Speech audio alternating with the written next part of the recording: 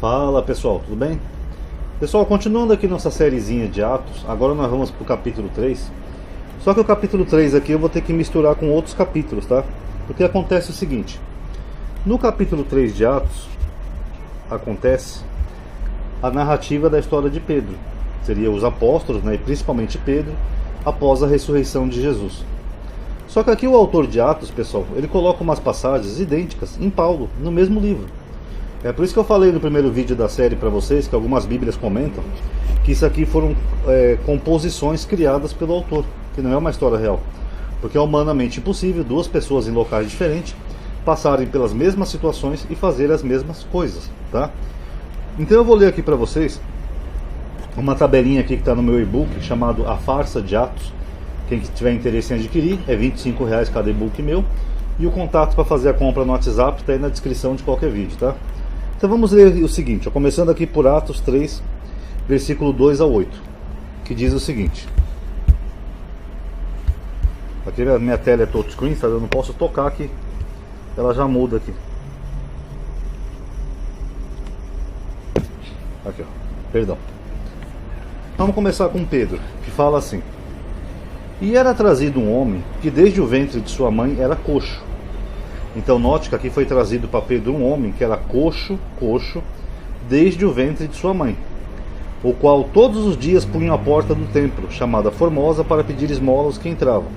Então aí ele pede dinheiro para Pedro, tal, não sei o que, vou pular alguns versículos e já vai direto aqui, ó. Em nome de Jesus Cristo, o Nazareno, levanta-te e anda. É Pedro falando para o coxo. E tomando-o pela mão direita, o levantou. E logo seus pés e atrelhos se firmaram. E saltando ele, pôs-se em pé e andou e entrou com eles no templo, andando e saltando e louvando a Deus. Então note que aqui Pedro cura um homem coxo e ele entra saltando dentro do templo. Beleza. Já que em Paulo diz o seguinte, em Atos 14, 8 e 10. Estava sentado em Listra um certo homem leso dos pés, coxo desde o ventre de sua mãe. Aqui, ó. Igualzinho, até a construção é a mesma, ó. Desde o ventre de sua mãe era coxo, ou coxo desde o ventre de sua mãe. É a mesma coisa. O qual nunca tinha andado. Este ouviu falar de Paulo, que fixando nele os olhos, e vendo que tinha fé para ser curado, disse em voz alta: Levanta-te direito sobre os teus pés. E ele fez o que? Ele saltou, que nem aquele outro que também saltou, e andou. Os dois coxos desde o ventre da mãe saltaram. Coincidência? É que nem aquele episódio do Chapolin lá dos aerolitos, né? Uma coincidência acontece em qualquer parte do mundo. Beleza. Cura sem tocar na pessoa. Atos 15, 5. Note a construção como é a mesma nos dois textos, nas duas tabelinhas, ó. De sorte que, em Atos 19 começa do mesmo jeito, ó. De sorte que, é a mesma construção. Transportava os enfermos para as ruas e os punha em leitos e em camilhas, para que ao menos a sombra de Pedro, só a sombra dele, quando este passasse, cobrisse alguns deles, para serem curados. Atos 19. De sorte que até os lenços e aventais se levavam do seu corpo aos enfermos, e as enfermidades fugiam deles, e os espíritos malignos saíam. Então note que aqui, de sorte, nos dois textos, só a sombra de Pedro podia curar alguns deles, assim como só as vestes de Paulo, um lençol, um avental dele podia curar alguns enfermos. Coincidência? Fuga da prisão. Aqui na primeira coluna é os apóstolos, tá? Que tiveram uma fuga milagrosa. E lançaram mão dos apóstolos e os puseram na prisão pública. Mas de noite um anjo do Senhor abriu as portas da prisão e, tirando-os para fora, disse: Ide, apresentai-vos no templo e dizei ao povo todas as palavras dessa vida. Então aqui foi um anjo do Senhor que libertou os apóstolos da prisão. Já em Atos 12 diz o seguinte, ó: Eis que sobreveio o anjo do Senhor e resplandeceu uma luz na prisão. Também na prisão, o anjo do Senhor, o mesmo anjo. E tocando Pedro na ilharga, aqui é Pedro, o despertou dizendo: Levanta-te depressa. E caíram-lhe das mãos as cadeias. E disse-lhe o anjo: Cinge-te. Aqui é curioso cingir, né, pessoal? Porque em algumas passagens da Bíblia Pedro está sempre nu, né, pelado. É que nem quando Jesus ressuscita em João, no final de João, que Pedro está pescando pelado. Ele sempre tem que se cingir. Curioso, né? Cinge-te e ata as tuas alparcas. E ele assim o fez. E disse-lhe mais: lança as costas a tua capa e segue-me. Então o anjo foi lá e libertou Pedro da prisão, tá? Já com Paulo aconteceu a mesma coisa. E havendo-lhes dados muitos açoites, os lançaram na prisão, mandando ao carcereiro que os guardasse com segurança, o qual, tendo recebido tal ordem, os lançou no cárcere interior e lhe segurou os pés no tronco. E perto da meia-noite, Paulo e Silas oravam. Aqui é Paulo e Silas orando. Silas orava assim: meu irmão, eu só quero um mês de aluguel seu, meu irmão. Você tem que ter fé, meu irmão. É Paulo e Silas na prisão. Esse é o meu sonho. Orava e cantavam hinos a Deus, e os outros presos os escutavam. E de repente sobreveio um tão grande terremoto que os alicerces do cárcere se moveram, e logo se abriram todas as portas, e foram soltas das prisões de todos. Esse anjo só serve para isso aqui na Bíblia, né? Só para soltar preso da cadeia, né? Para salvar uma criança inocente, ou coisa assim, uma vítima, ele não sai. Agora, para dar um habeas corpus divino, ele nunca falha. Saltou todos os presos, até os que cometeram crimes graves.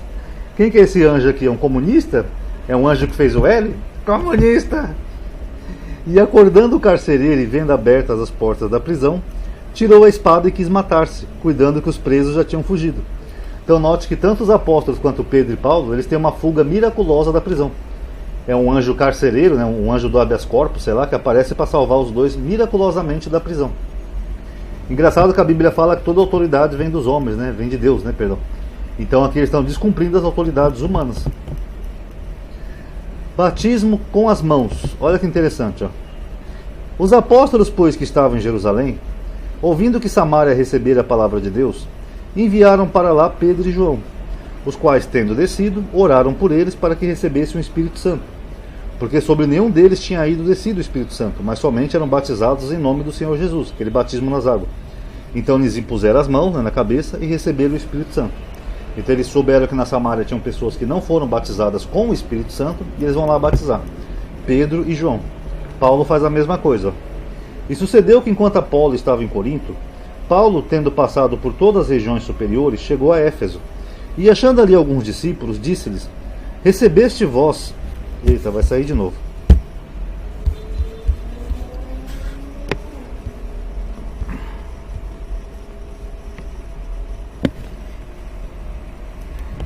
É que meu touchscreen aqui é na tela, pessoal, e eu estou usando a tela para poder baixar aqui para rolar.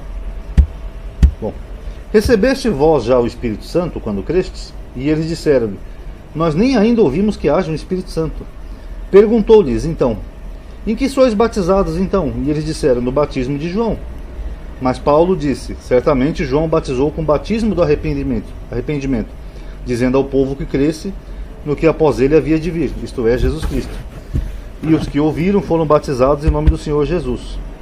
E impondo-lhes Paulo a mão, veio sobre eles o Espírito Santo. E falavam em línguas e profetizavam. Vocês notaram que é a mesma coisa? Eles vão a um grupo que só receberam aquele batismo nas águas, aí eles vão lá e batizam eles com o Espírito Santo. Mais uma coincidência? 7.800 coincidências acontecem em qualquer parte do mundo. Encontro com um falso profeta, Pedro. E Simão, vendo que pela imposição das mãos dos apóstolos era dado o Espírito Santo, lhes ofereceu dinheiro, dizendo: dai-me também a mim este poder, para que aquele sobre quem eu puser as mãos receba o Espírito Santo. Mas disse-lhe Pedro: teu dinheiro seja contigo para a tua perdição, pois cuidaste que o dom de Deus se alcança por dinheiro. Tu não tens parte nem sorte nessa mesma palavra, porque o teu coração não é reto diante de Deus. Arrepende-te, pois, dessa tua iniquidade, e ora a Deus para que porventura te seja perdoado o pensamento do teu coração. Pois vejo que está infiel de amargura e em laço de iniquidade. Respondendo, porém, Simão disse: orai vós por mim ao Senhor, para que nada do que disseste venha sobre mim. Tá? Então Pedro encontrou um falso profeta chamado Simão. É daí que vem a palavra simonia, que é tentar comprar bênçãos espirituais com dinheiro, que é o que mais se vê nas igrejas hoje em dia. Aqui Paulo: e havendo atravessado até a ilha Pafos, acharam um certo judeu mágico, falso profeta, chamado Bar Jesus, que em aramaico seria filho de Jesus, o qual estava com o precônsul Sérgio Paulo, homem prudente. Este, chamando a si Barnabé e Saulo, procurava muito ouvir a palavra de Deus, mas resistia-lhe Eliamas, o encantador, porque assim se interpreta o seu nome.